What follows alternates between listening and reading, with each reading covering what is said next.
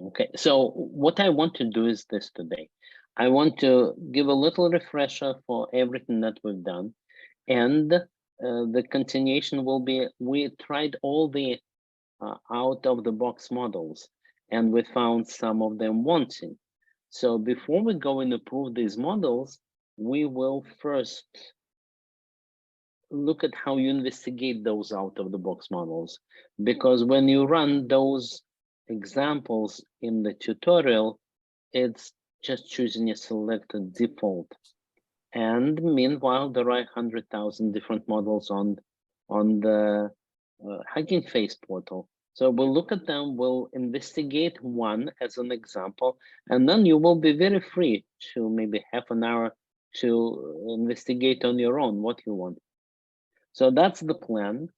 And first of all, let me show you the models. I started all of them.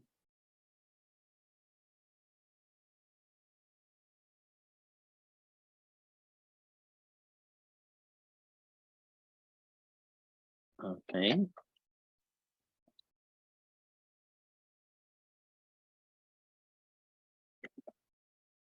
Okay, now if you look at the VMs wherever they are, let's go. You see my screen.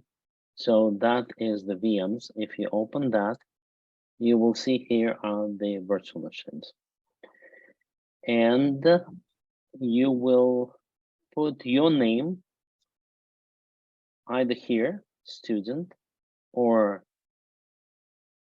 up here in next to the IP, and that is the way how you grab your machine.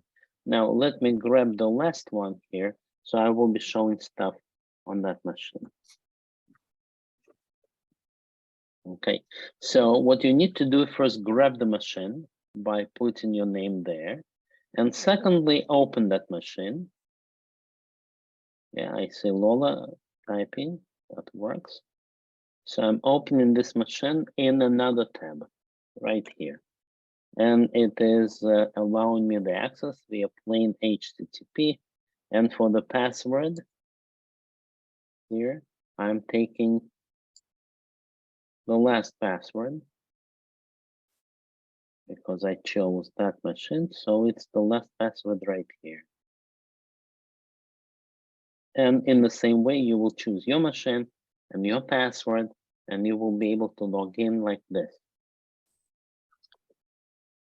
Okay. Now, let's check that it has Python.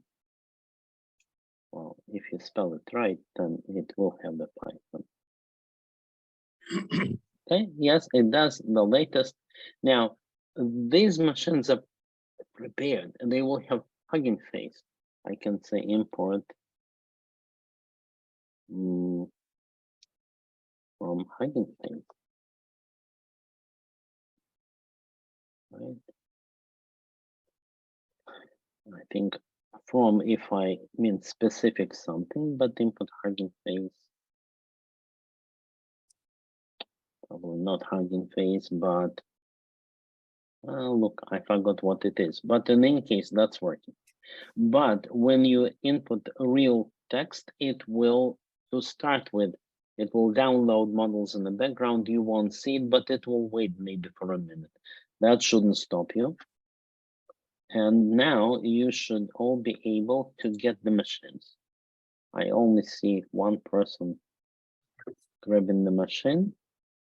You guys need to do the same, because then you will show up that you're working, you're doing something. I'm not wasting those 20 machines for nothing.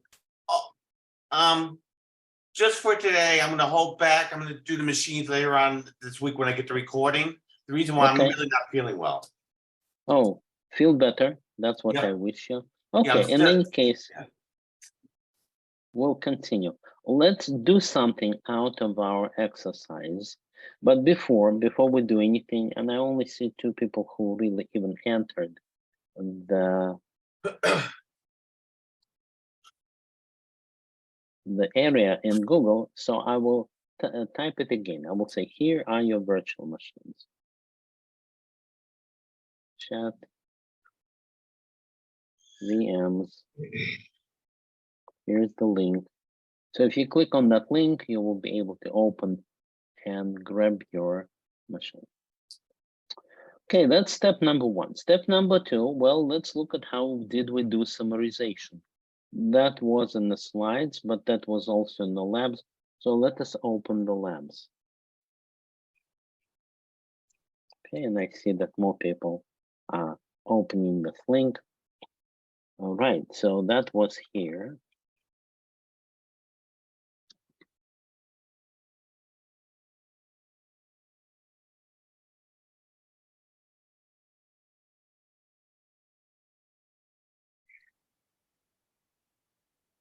And let me find those labs.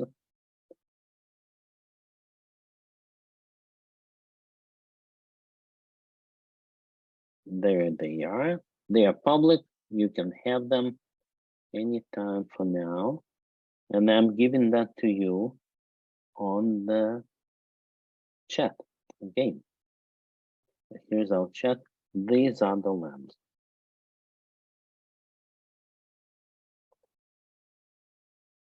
Okay. Now that we did, we installed, we did the transformers, and today we want to go off the beaten track and investigate a bit more. But before we do this, let's do the summarizer. Here's summarization. That's an example of summarization. So what we need to do is import that. That is where we'll spend some time because it will wake up. Okay, so we need to put that text into the clipboard. And then after we do this, we're able to simply paste it here.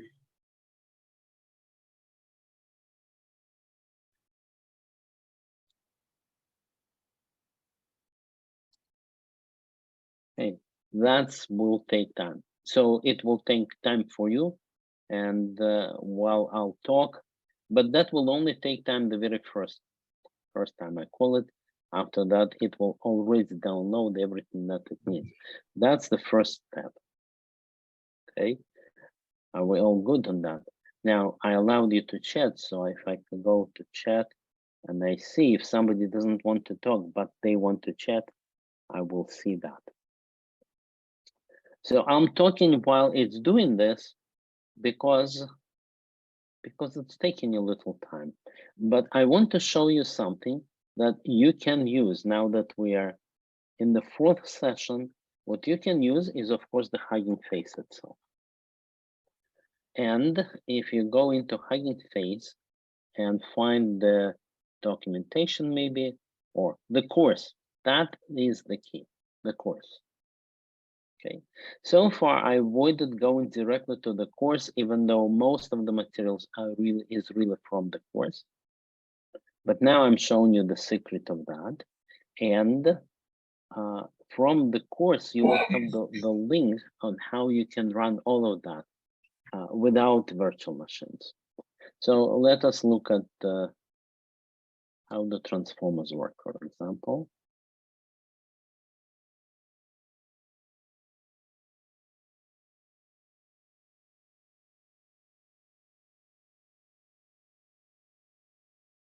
Let's find one of those where we have a link to run it on Colab.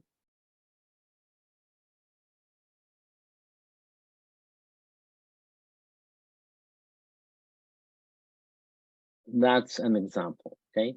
So bias and limitations is one of those lessons that has open in Colab. There it is. Now I see somebody asked a question. I missed the link of Google Docs. Yes. It's very easy for me to repost.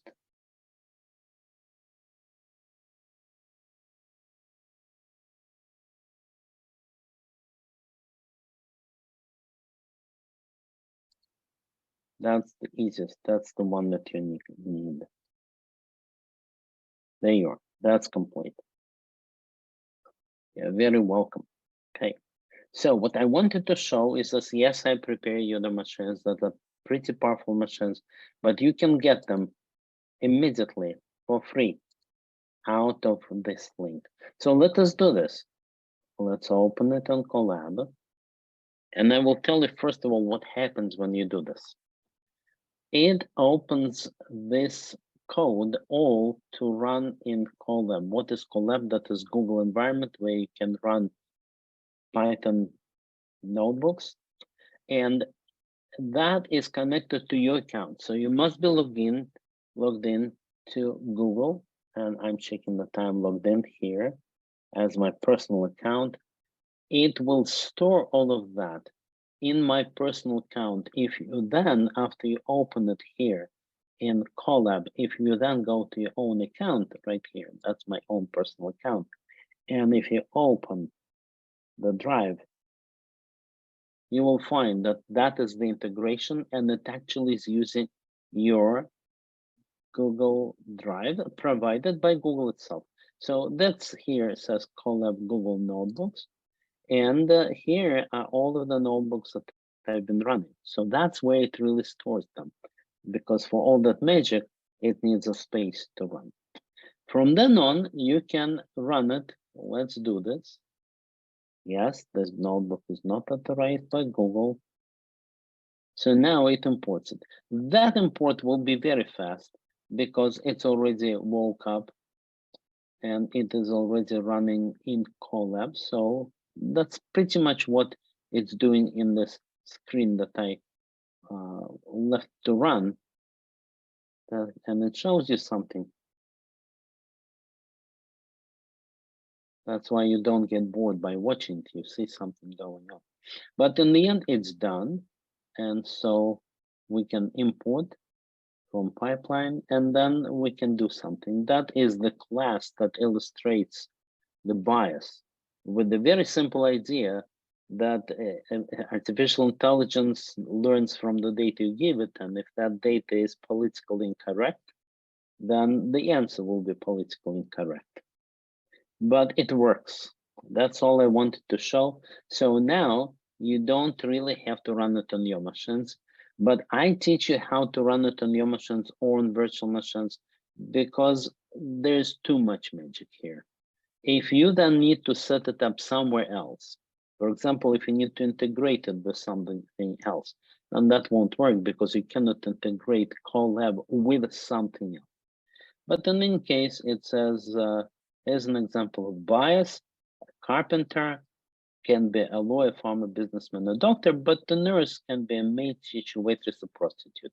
So obvious bias, by the way, bias is such a question that you will go into a long rabbit hole because that is based on real data. So it's just that our bias doesn't agree with reality. But I shouldn't be saying this because now I am a subject of attack too. So I will close that. And that's how you can run it real quick, too quick, deceptively quick, because you don't learn much from there, but you can illustrate it every time you find a button open in Colab. And you can find more of these buttons, not only here. Every time you do this, you can see that in Colab. Now, what is our interest is this, right? So it says do the summarizer, and by now it will work. So I'm copying that, going to my virtual machine, putting it into the clipboard, and pasting it here. That was an example that we either ran or we saw how it runs. Okay, it says no model was supplied. Now we're paying attention to that. Before we just wanted it not to crash. And now it says taking the model, and which model is it taking? This model, Hugging Face, SH Lighter, Distill Bart. What does that mean? That is the author of the model who made it open.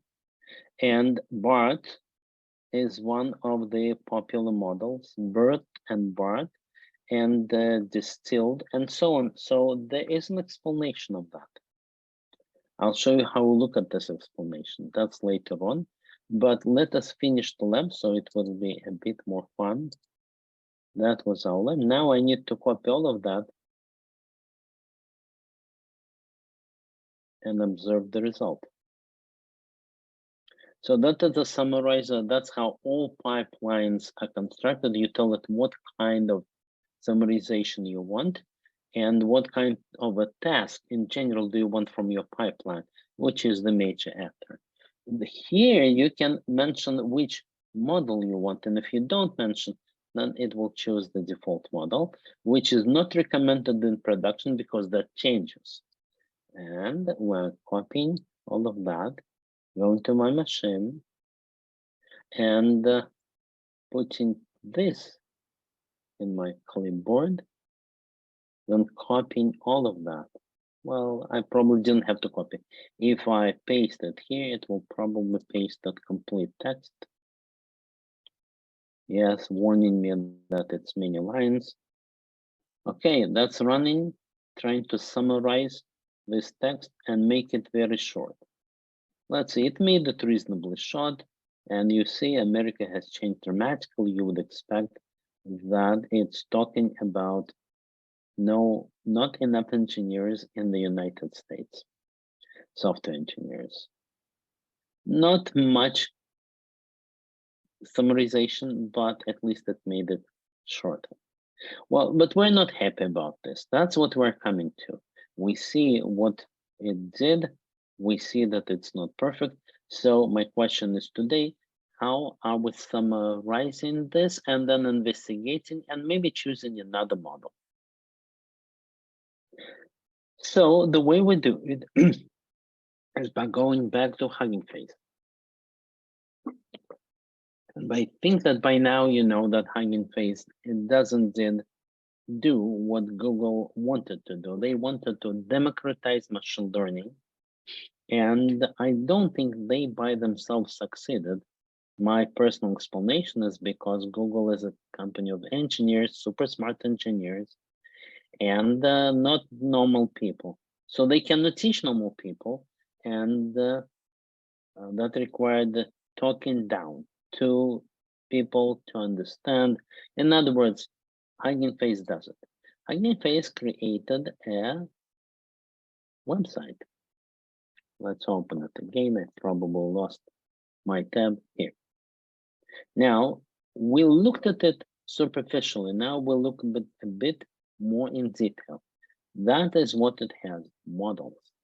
And please note that it is 124,000. It was just 85,000 when I started preparing this class. Then it was 90,000 when I first delivered this class. And it was 110 just last time we talked, I believe. And now it's 124.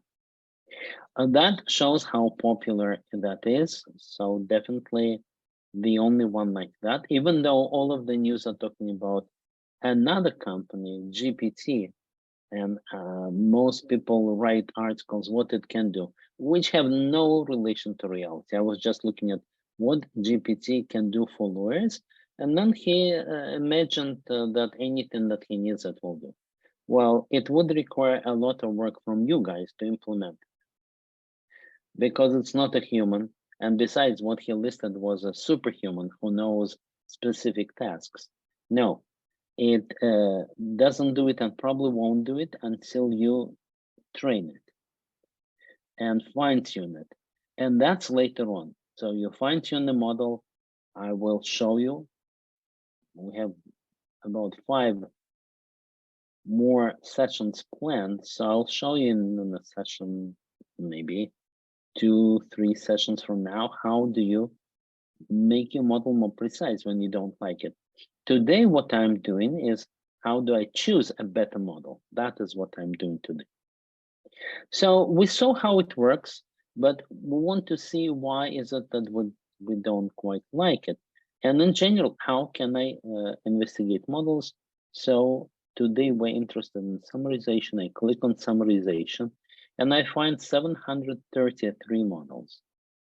Now, this Phil Schmidt is an amazing young genius. 25, who works for Hugging Face. He runs the blog. He talks about all the new wonderful things that you can do with Hugging Face. So therefore, let's go there. He is one in the position of authority. His model was downloaded 1.5 millions.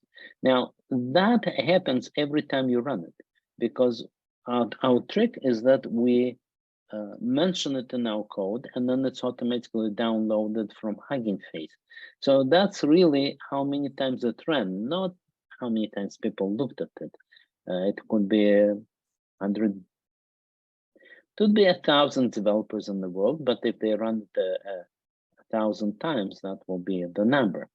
Let us click here and let us open the model. This is what it's called, the model card right here. It's called the model card.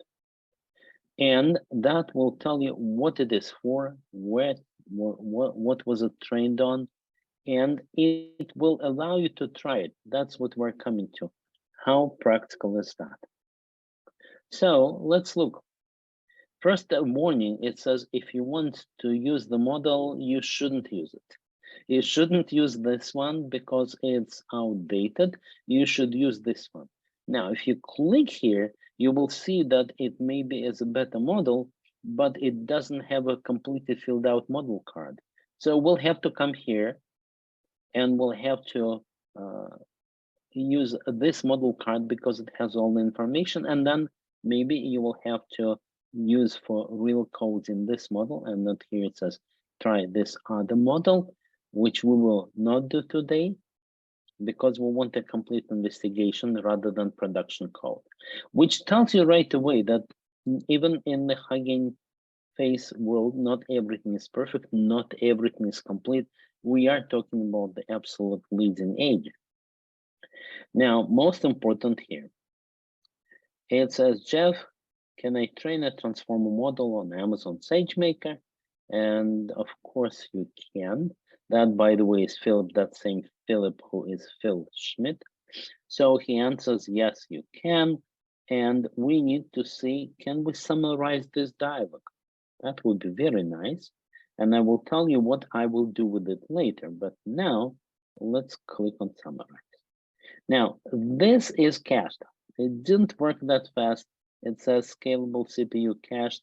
That's why, that is the summary. Jeff wants to train a transformer model on Amazon SageMaker, which is correct. He asked this question. He can use the new Hugging Face deep learning container. That is what Phil said. And Jeff can find the documentation. So it's a good summary, but let's try something. Let us delete some of the text, for example, and run it again. Now what happens is that it doesn't find it in the cache. So it begins to work. But of course, the amazing thing is that it's free. It downloads the model, feeds it that text, and that will take about 2 minutes.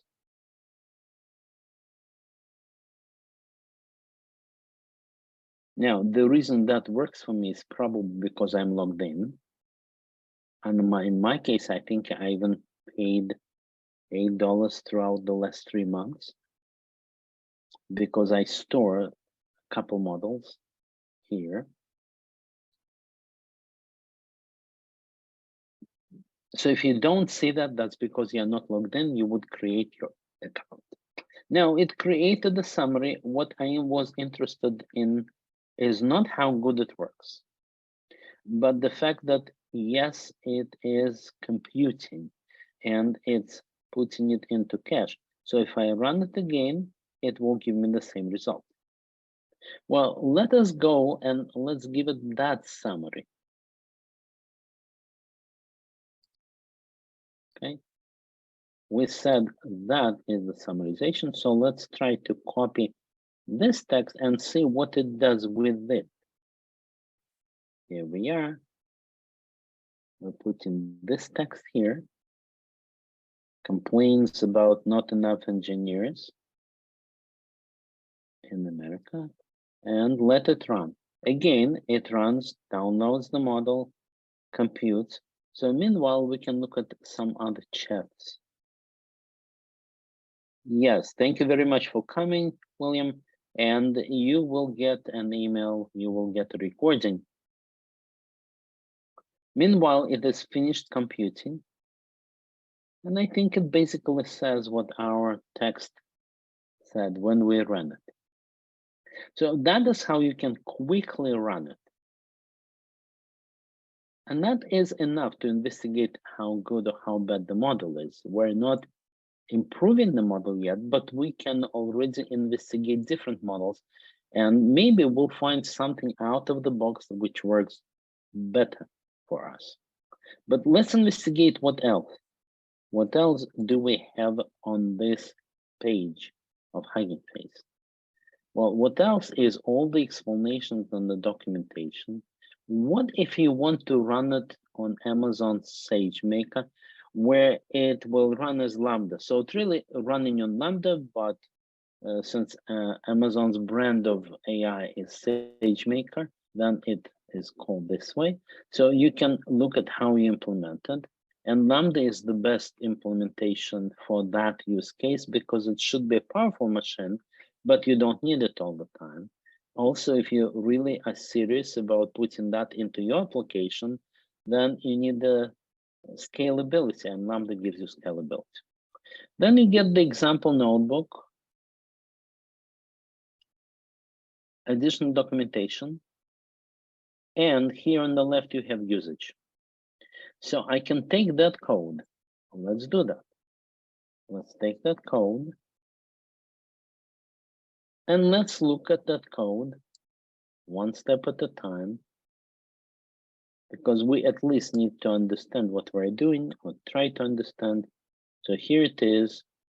We put the first import into our real environment now. And of course it takes it because we already did it. The next step here is summarizer. But note that this time it says I'm summarizing, but I'm also summarizing it with a specific model. So I'm copying this, putting this into clipboard, and immediately pasting it here. So it imported model. Since it didn't have that model, you can see that it's downloading the model. So we will be using a different model from before.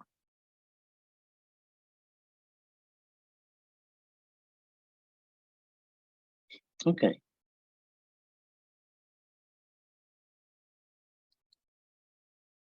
And final step in trying the suggested code is that I give it the conversation and then summarize this conversation. Amazing technology. I'm copying this, putting it in here, and pasting it into the execution window, which is running my Python on the virtual machine. So do the summarizer. It will take it about the same time as it took it over there on the website, maybe faster. That's really a good, powerful machine. And then it repeats essentially the same text as what we saw in the website, and there you are. So before I ask for your reaction, I'll show you something interesting that I'm working on as a practical example of how you can use it in your work. So for that, I'll go and show you some of the things I'm working on. That's here. That is a system that I'm developing for the defense lawyers. Now, the story here is that the government, by constitution, provides a defense attorney for anyone who cannot pay for his own. And these are, let's say, homeless people in California. So this is the system for them. because as it turns out, when they work for the government, then they get the government system, which is not the best, by the way, but it works. But when they don't work for the government, then they have nothing. And we are working on this system, and I'm working with a group of people who know exactly what needs to be done. So by now they showed it to a few lawyers, and the lawyers all wanted so that you may hear about this thing later on. We call it Defender, we call it Casify, but I'll show you how you put it into your code. What you do is this. First of all, you concentrate on a specific case, Winnie the Pooh. That's because maybe you saw the movie, how Winnie the Pooh becomes bad and Christopher Robin abandons him. And I don't watch movies, so any movie that I see attracts my attention. Okay, so this Winnie the Pooh brought some documents with him. These are the documents. Now, when you have this document, you can do a few things. You can delete it, of course. You can download this, but you can also transcribe it. Well, let's, and you can click it on, if there is transcription, it will show us the transcription. And in this case, there is a transcription. So I'm not doing the transcription. I'm using the API from Assembly AI, which seems to be better than the leading competitors in the cloud. So that's what you integrate in your applications. You want text to speech to text, yes, and it is wonderful. It shows you speaker A, speaker B, and so on. Now, when they have that, it would be nice to summarize what did they talk about. So we will put a button using these same ideas that we just saw, summarization, and put summarization somewhere. And the way we will implement it is by doing it in Lambda. And Lambda, you provide the code, and then this code runs on any virtual machine that Amazon creates. They have a pool of these virtual machines, and then it will, you only pay for those seconds that it ran, and you don't pay any other time, and only for the time that it did this transcription. Of course, you also pay to the company who is doing the transcription, but those things are amazingly inexpensive. Maybe I could even show you the company I get it from. So Assembly AI. If I can go to pricing, and if I'm logged in, it will show me how much did I spend so far. But I'm not logged in, so I don't show that. Okay, that's what I wanted to show. You can put AI into your systems, and you can then charge for that. So it makes sense, right? And people are very happy because it's very precise. It detects all speakers. And in one test case, there was another person accidentally present in the room. He was talking about his things. It picked up what he was saying as well. Now I will pause because I was talking for some time, and ask you for any questions.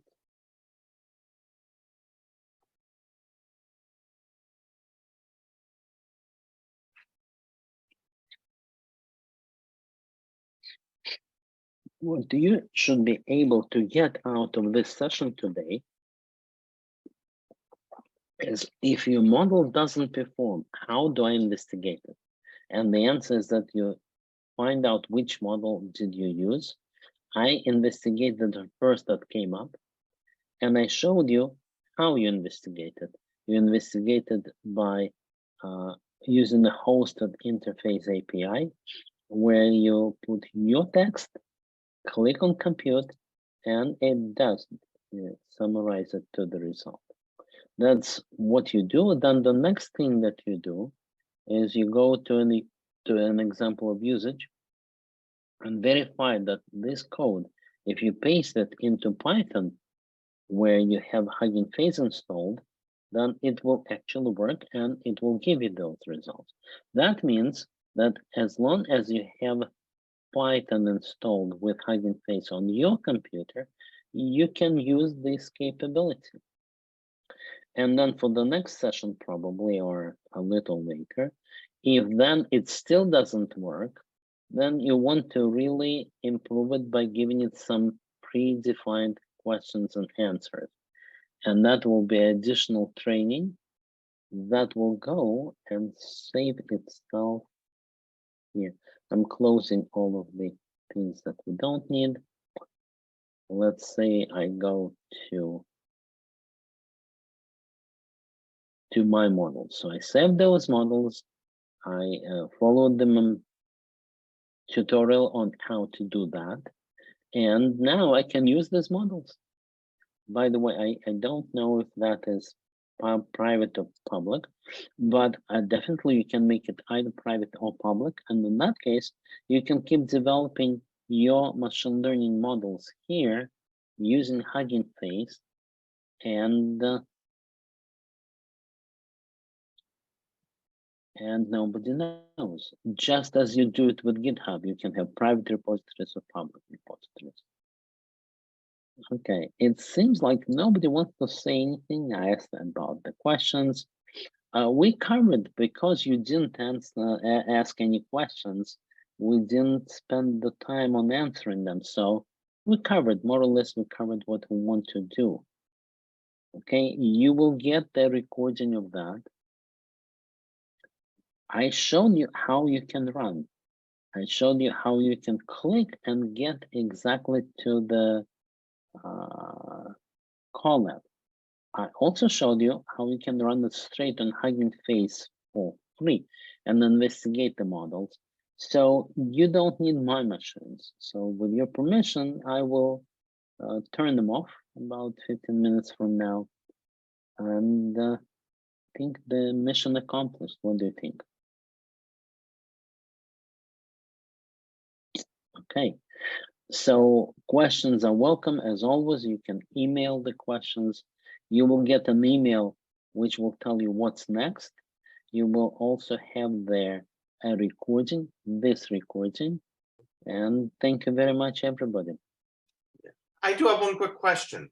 Please, no rush. Okay. Are you familiar with one-shot solution? One-shot solution, let me guess. It's when you run a model that you don't even train, you predefine the model, and it does that one task that you want. Am I right on target? Well, basically, I think let me just double check one thing first. Mm-hmm. Oh, no, zero-shot classification. Sorry about that. Oh. And by the way, I see now other people who were not allowed to talk now. They all are. No, please tell me what it is. No, well, what I thought it was, and that's what I'm going to ask about. I did some reading. I got a little bit confused, but it sounds like you've got a horse. You know, it mimics the way the brain can look at a horse and kind of figure out that horse and zebra, and know that horse is a zebra. Okay. You know, with the stripes. Yes. And I just was trying to get a better idea from you. That's interesting. By the way, I always show example in text because here I think it's more impressive. A text is more complex than images. You would be surprised, but that's how history turned out. Nevertheless, you can use the same Hugging Face for analyzing images. And I'll show you one example, at least that later on. Okay. So if you give us the example, if you give us a link, then we'll be able to look at it and maybe we'll discuss it next time. Yeah, what I was asking more, and what I was just asking more was the explanation of the term. Well, no, I'm not familiar with that, and okay. I don't want to make a mistake. But if you give us the link, then maybe we'll know. If I give you the what? Maybe I will know because it is mentioned in the tutorial. Those zero something solutions are mentioned as there's no training, there is no big alternatives. It's just that you run it in one line out of the box and you get a classification.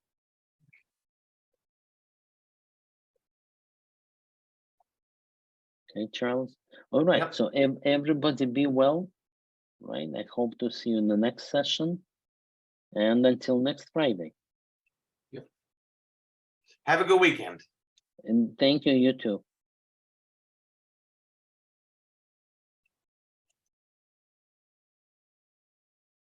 Thank you, Lola. Anybody else?